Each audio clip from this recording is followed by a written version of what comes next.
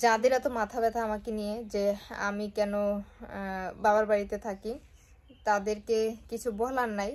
Just আর একটা কথা বলি, কেউ কারো অধিকার থেকে মানে বঞ্চিত করতে পারে না। যার যার অধিকার তার তার কাছেই আছে। আমি আমার যতটুকু অধিকার আছে ততটুকু অধিকার নিয়ে বাবা মার কাছে আছি। বাকিটা যার যার অধিকার তার তারই থাকবে। কেউ কারো অধিকার থেকে বঞ্চিত করতে পারে না। এই ধরনের মানে বাজে কথা আমাকে না, শুধু কাউকেই বললেন না, তাহলে হচ্ছে অভিশাপ আমাকে কি দিবেন? উল্টো অভিশাপের নিচে হচ্ছে আপনাকে নিজেরই পড়তে হবে।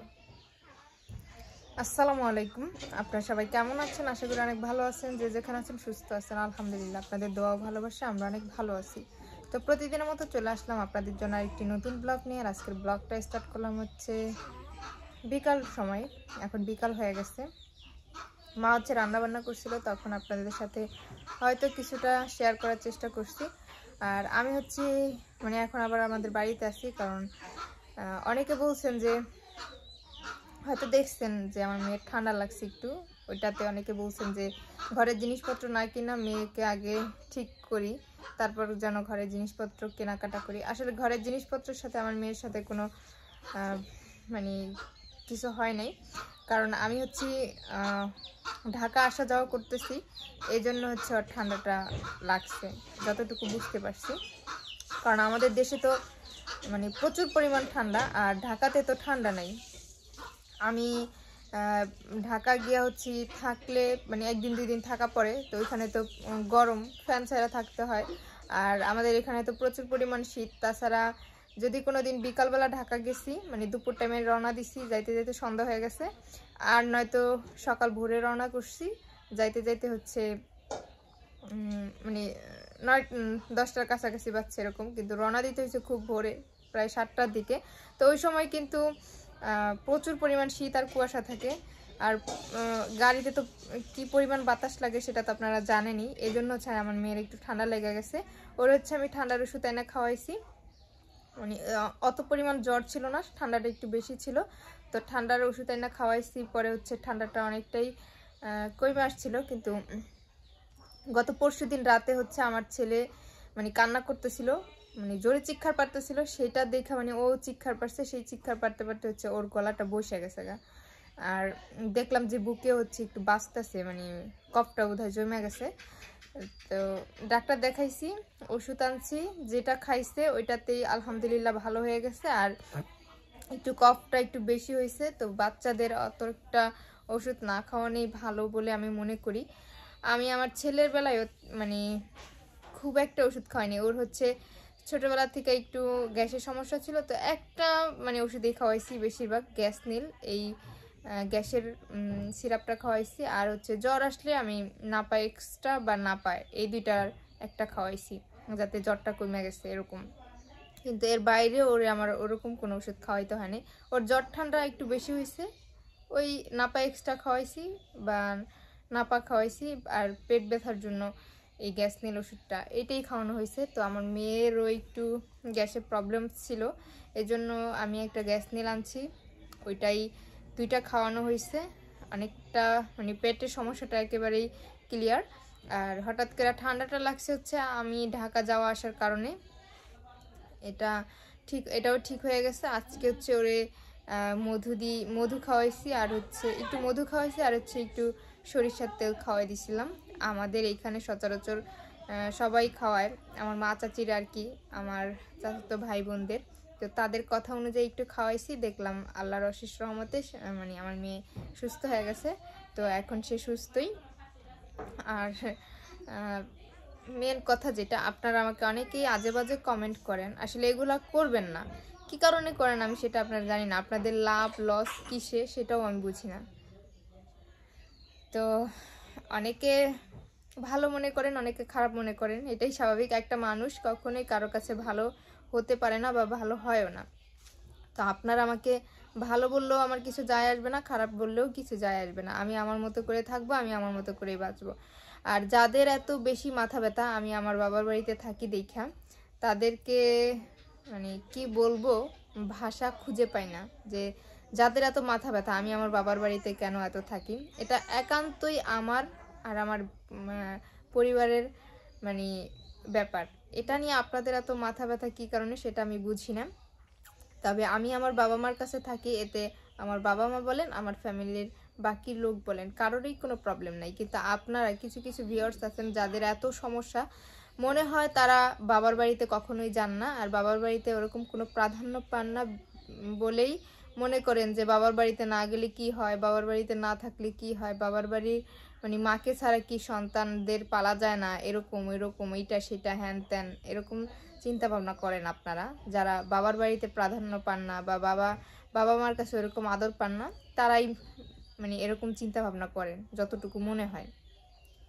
তো আমার ভালো লাগা খারাপ লাগা সবটাই আমার বাবার বাড়ি বলে আমি মনে করি।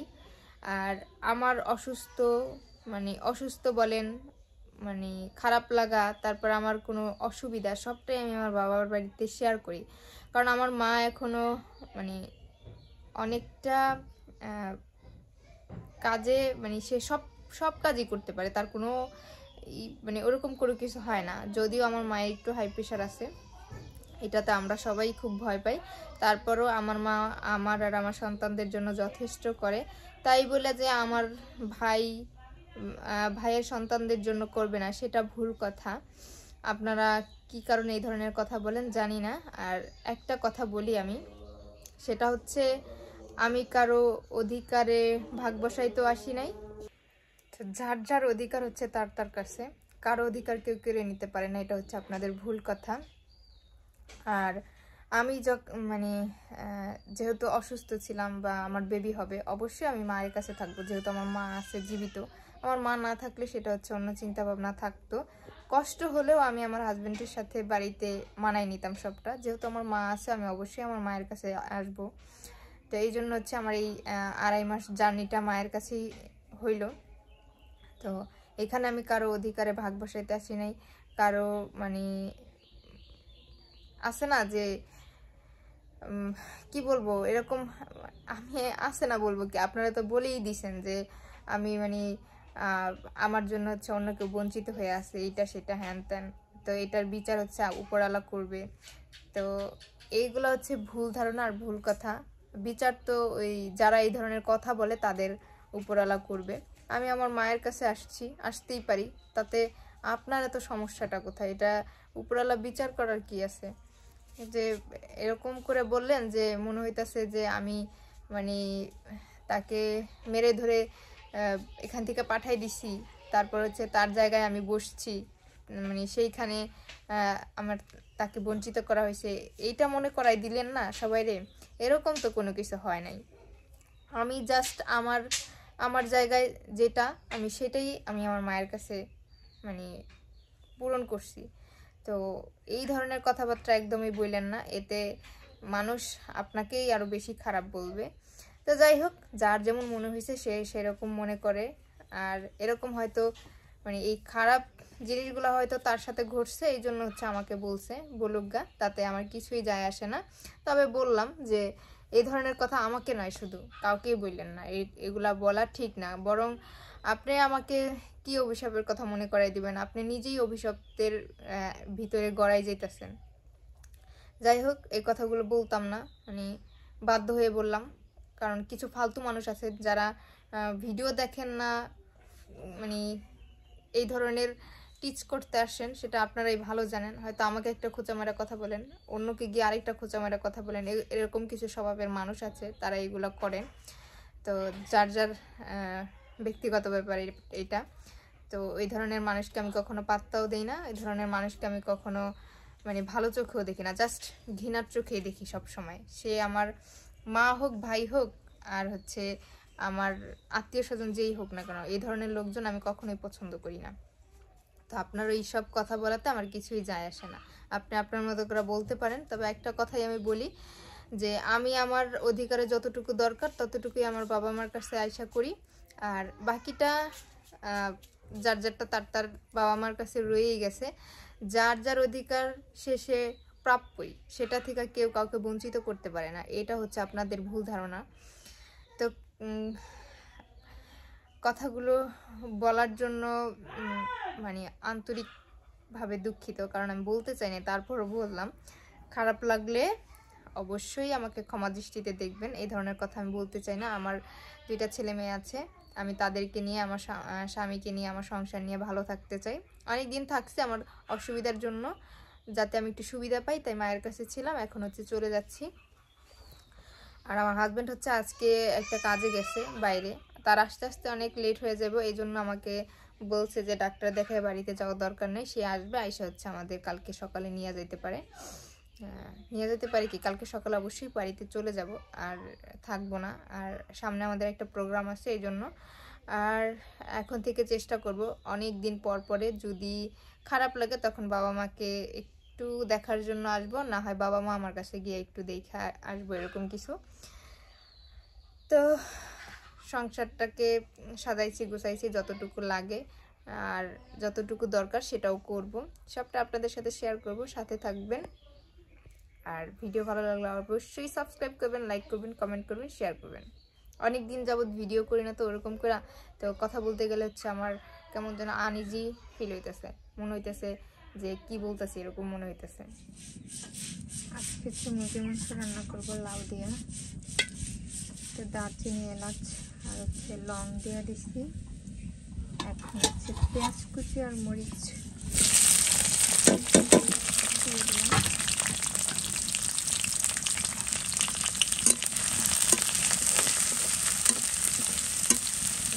ভালো করে ভাইজে নেব।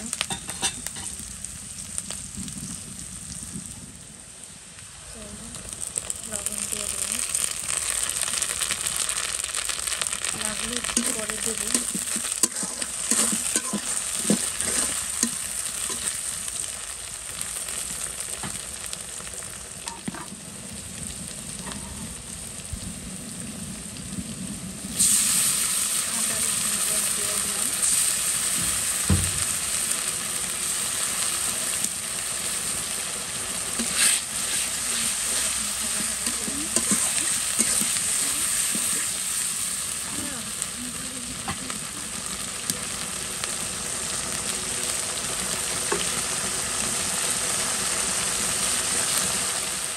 পানি দিয়ে দিচ্ছি মশলাটা ভাজার পরে। এখন একটু হলুদ আর মরিচ দিয়ে দিব। হলুদ গুঁড়ো দিয়ে দিলাম,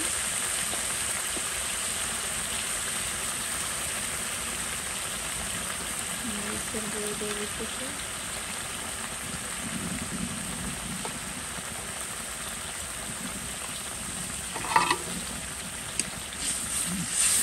এখন এটাকে ভালো করে একটু কষাই নেব।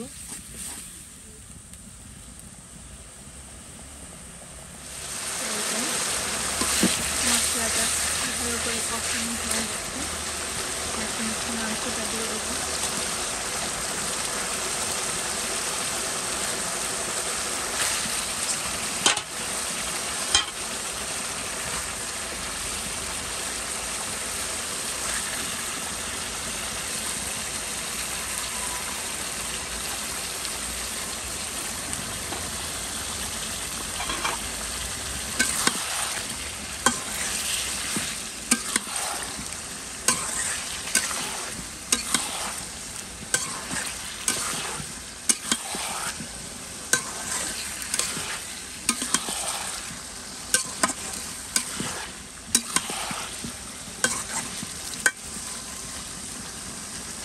কষাই নেব।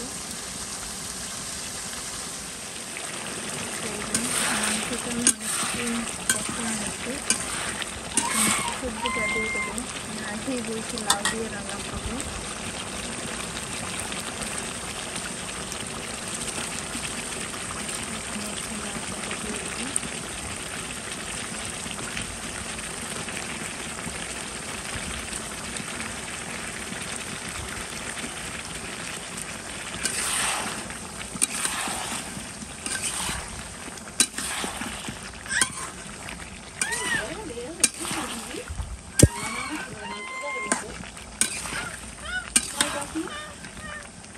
তোমাকে দিব না। এই যে আমার কিন্তু তরকারিটা প্রায় হয়ে আসছে। এটাতে কোনো পানি অ্যাড করা হয়নি, আসলে লাউটার কারণে হচ্ছে পানিটা হয়ে গেছে, কোনো প্রকার পানি দিইনি আমি।